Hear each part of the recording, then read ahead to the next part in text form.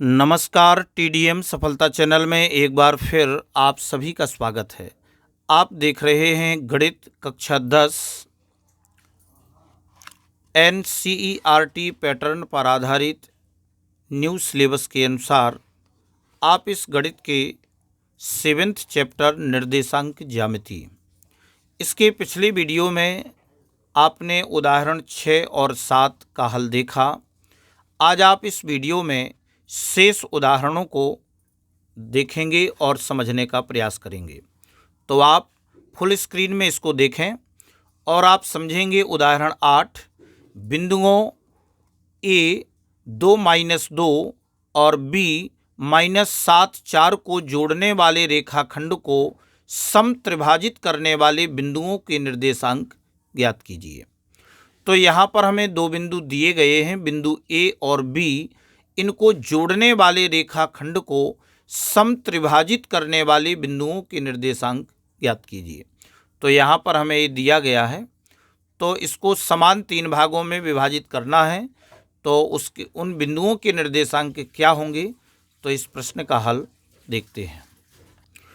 तो उदाहरण 8 का हम हल देखते हैं। माना बिंदु P तथा Q बिंदुओं A 2-2 तथा B -7 4 को जोड़ने वाले रेखाखंड को समत्रिभाजित करते हैं। तो आप देखेंगे कि बिंदु A और B, यहाँ पर दो बिंदु P और Q जो कि समत्रिभाजित करते हैं। तो आप इसे थोड़ा समझें कि A से P और P Q और B, तो आप देख रहे हैं जो बिंदु आपका P है, इस बिंदु में एक हिस्सा आपका इधर है, आप देख रहे हैं, और P के इस तरफ 1 और 2। तो इसका अर्थ ये हुआ कि बिंदु P रेखाखंड AB को 1:2 में विभाजित कर रहा है। अब हम इधर देखें बिंदु Q की स्थिति, तो आप देख रहे हैं कि बिंदु Q के इस तरफ 1 भाग और 2, यानी 2 इधर है और आपका Q से B तक एक हिस्सा आपका इधर है। तो आप स्पष्ट देख रहे हैं कि यह बिंदु Q AB रेखाखंड को 2:1 के अनुपात में विभाजित करता है। तो सबसे पहले हमें बिंदु P और Q दोनों को ज्ञात करना है। तो अब आप पहले एक बार लिखेंगे कि चूंकि बिंदु P रेखाखंड AB को 1:2 में तथा Q रेखाखंड AB को 2:1 में विभाजित करेगा, जे हमने इसको देख करके यहाँ पर लिखा। अब हम इसको हल करेंगे, इसलिए विभाजन सूत्र से P के निर्देशांक।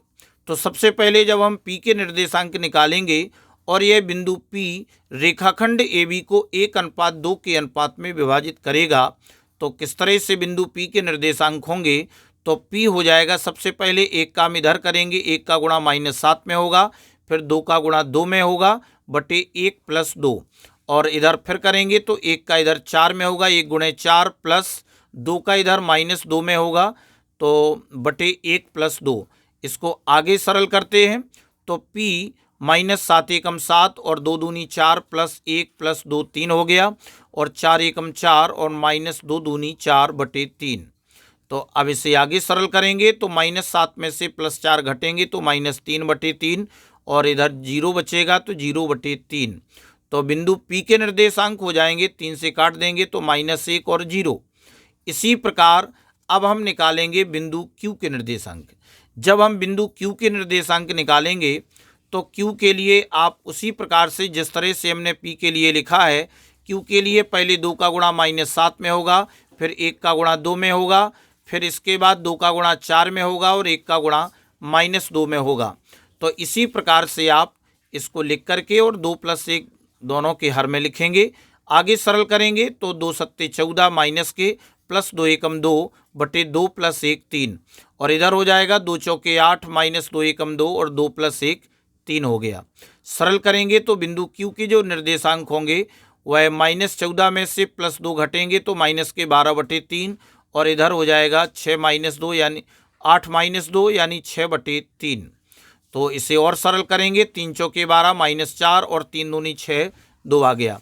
अब हम इसके उत्तर में बता देंगे कि अतः बिंदुओं ए और बी को जोड़ने वाले रेखाखंड को समत्रिभाजित करने वाले बिंदुओं के निर्देशांक -1 और -4 और 2 हैं। इस तरह से आप इस उदाहरण 8 का हल कर पाएंगे। उदाहरण 9 में देखते हैं कि बिंदुओं 5 -6 और -1 -4 को जोड़ने वाले रेखाखंड को y अक्ष किस अनुपात में विभाजित करती है।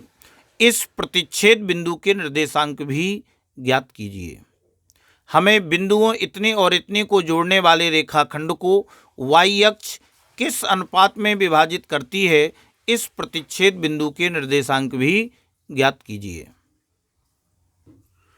उदाहरण 9 के हल में हम देख रहे हैं, माना कि y अक्ष पर एक बिंदु P 0y, यानी y अक्ष पर जो भी निर्देशांक होगा उसका x निर्देशांक 0 होगा। तो y अक्ष पर एक बिंदु P 0y रेखाखंड AB को k अनुपात 1 में विभाजित करता है। तो अब आप इसको इस तरह से बना लेंगे। बिंदु A के निर्देशांक 5 -6 और B के निर्देशांक आपको जो दिए गए हैं -1 और 4, और बिंदु P 0y निर्देशांक हैं और यह k अनुपात 1 में इसको विभाजित करता है।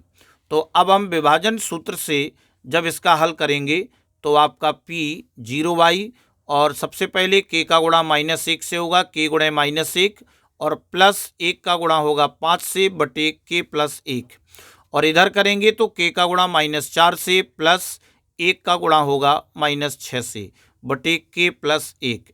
आगे सरल करेंगे तो 0y, तो ये हो जाएगा -k और +5 एकम 5 बटे k + 1, और -4k और -6 बटे k + 1। आगे सरल करेंगे। अब हम इसकी तुलना कर देंगे तो 0 का इसके साथ तुलना होगा और y की तुलना होगी इसके साथ। तो चूंकि हमें k का मान ज्ञात करना है तो किसी एक को हम हल कर लेंगे। तो 0 बराबर हो जाएगा -k + 5 बटे k + 1। जब हम इसका गुणा 0 के साथ होगा तो ये पूरा 0 हो जाएगा, और इसके नीचे 1 होगा तो 1 का गुणा हो जाएगा -k + 5 बराबर 0। तो k बराबर आ जाएगा -5, तो k का मान आ जाएगा 5। तो अनुपात क्या बन जाएगा? 5:1। चूंकि k का मान 5 है और दोनों AB को k अनुपात 1 में विभाजित करता है, तो इसका जो अनुपात होगा वह 5:1 है। अब चूंकि k का मान 5 रखने पर प्रतिच्छेद बिंदु के जो निर्देशांक होंगे, तो अब आपका ये -5 + 5 बटे 5 + 1, और ये हो जाएगा -4 गुणे 5 और -6 बटे 5 + 1। तो आपका 5 और -5 + 5 ये आपका 0 हो जाएगा, 0 बटे 6, और 4 पंचे 20 -20 और -6 बटे आपका 6 आ जाएगा। तो यहाँ पर हो जाएगा 0 बटे 6, यानी 6 का भाग 0 में देंगे तो 0 आएगा, और -20 -6 चूँकि दोनों माइनस के हैं तो जुड़ जाएंगे और माइनस का चिन्ह आएगा, तो -26 बटे 6। अब इसको और सरल कर लेते हैं तो 0 और इसको 2 से विभाजित करते हैं तो 13 दूनी 26 माइनस के 13 बटे 2 तिहाई 6 -13 बटे 3 प्राप्त होता है। तो इस प्रकार से आप इस प्रतिच्छेद बिंदु के भी निर्देशांक ज्ञात कर सकते हैं, और आपने k अनुपात 1 का मान भी 5:1 के रूप में प्राप्त किया। अब इस अध्याय का अंतिम उदाहरण 10वां है कि यदि बिंदु A 6:1 और B 8:2 और C 9:4 और D P3 एक समांतर चतुर्भुज के शीर्ष इसी क्रम में हों तो P का मान ज्ञात कीजिए। यहाँ पर इस प्रश्न को करने के लिए बताया गया है कि चूंकि ये समांतर चतुर्भुज के शीर्ष हैं, तो इसके जो विकर्ण होंगे वह आपस में कैसे होंगे? बराबर होंगे। तो विकर्ण AC के मध्यबिंदु के निर्देशांक और विकर्ण BD के मध्यबिंदुओं के निर्देशांक को लेकर के हम हल करेंगे तो हमें बिंदु P का मान 7 प्राप्त होगा। तो हम इसको कॉपी में किस तरह से हल करेंगे देखते हैं। उदाहरण 10 का हल हम देख रहे हैं, जो कि हमें बिंदु पहले से दिए हैं A 6:1 B 8:2 C 9:4 और D P3। हम जानते हैं कि समांतर चतुर्भुज के विकर्ण परस्पर समद्विभाजित करते हैं। हम जानते हैं कि समांतर चतुर्भुज के विकर्ण परस्पर समद्विभाजित करते हैं, इसलिए विकर्ण AC के मध्य बिंदु के निर्देशांक बराबर विकर्ण BD के मध्य बिंदु के निर्देशांक।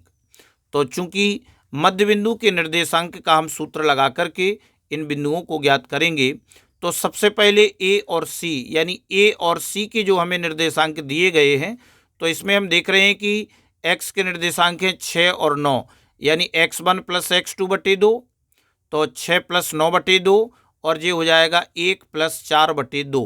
और इसी तरह से हम जब विकर्ण BD के देखेंगे B और D, तो 8 + P बटे 2, और ये हो जाएगा 2 + 3 बटे 2। अब इस तरह से हम आगे सरल करेंगे, 9 × 6 = 15 बटे 2, और 4 और 1 5 बटे 2, और इधर हो जाएगा 8 + P बटे 2, और 3 + 2 5 बटे 2। अब आगे सरल करें तो ये आपका आएगा 15 बटे 2 बराबर, यानी x की हम x के साथ और y की y के साथ तुलना करेंगे, तो 15 बटे 2 बराबर 8 + P बटे 2, इसका त्रियक गुणा कर देंगे, तो 2 का गुणा, ये 2 का गुणा आपका 8 + P बराबर 15 × 2, तो 2 × 8 = 16 प्लस 2P बराबर 15 दूनी 30, तो 2P बराबर आ गया 30, और इधर 16 का पक्षांतर किया तो आ गया -16, तो 2P बराबर हो गया 30 में से 16 घटाए तो 14 है, तो P का मान आ गया 14 बटे 2 बराबर P बराबर 7, 2 × 2 2 × 14, अतः P का मान 7 है। तो इस प्रकार से आपने इस अध्याय के सभी उदाहरणों को हल किया। अब नेक्स्ट वीडियो में हम प्रश्नावली 7.2 के सभी प्रश्नों का हल करेंगे। आप हमारे इन सभी वीडियो को हमारे चैनल TDM सफलता की प्लेलिस्ट में जाकर के आप क्रम से सभी अध्यायों के वीडियो देख सकते हैं। धन्यवाद।